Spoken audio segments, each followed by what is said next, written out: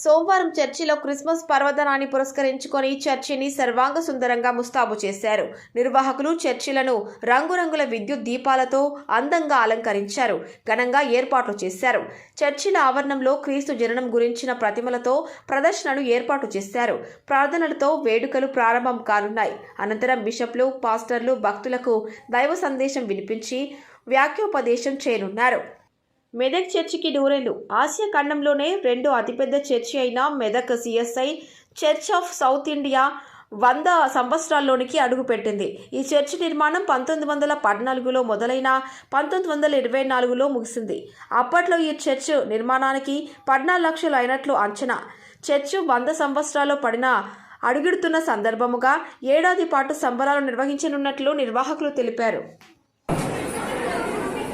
యేసు ప్రభు పుట్టిన దినముగా ఈ దినాన్ని మనం జరుపుకోవడంలో గొప్ప ప్రత్యేకత మనం సంతరించుకుంటున్నాం.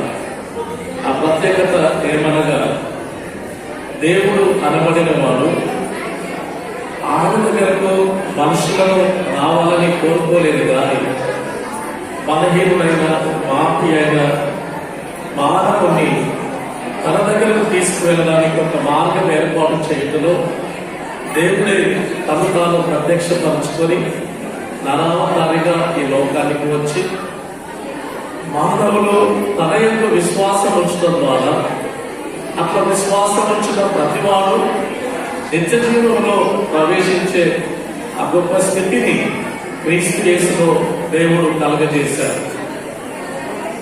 యేసు ప్రభువు జీవించిన ఆయుష్కాలం 33.5 సంవత్సరాలైతే 30 సంవత్సరాల ఆయుష్కాలము ఆయన తన తల్లిదండ్రి ఆధీనంలో బ్రతికినాడు. కానీ 3.5 సంవత్సరాలు ఆయన దైవ పరిచర్య జరిగించి మతముల చేత, ఆచారముల చేత, నానా విధములైన ఆరాధనల ద్వారా మానవుడు చెడిపోయి విడిపోయి నశించుచున్నటువంటి పరిస్థితిలో ఆరాధన అనేది ఆత్మ సంబంధమైనదని, దేవుడు అనబడిన వాడు నిరూపి అనగా ఆకారం లేనివాడు అని దేవుడు యేసుక్రీస్తు తన నామమందు ఎవరైతే విశ్వాసం ఉంచున్నారో అలాంటి వారికి నిత్య జీవం ఇవ్వడానికి దేవుడు ప్రణాళిక వేసినాడని తలంచి ఆయన అనేక బోధనలు చేసి అనేక రోగులను స్వస్థపరిచి చనిపోయిన వారు సైతం లేపి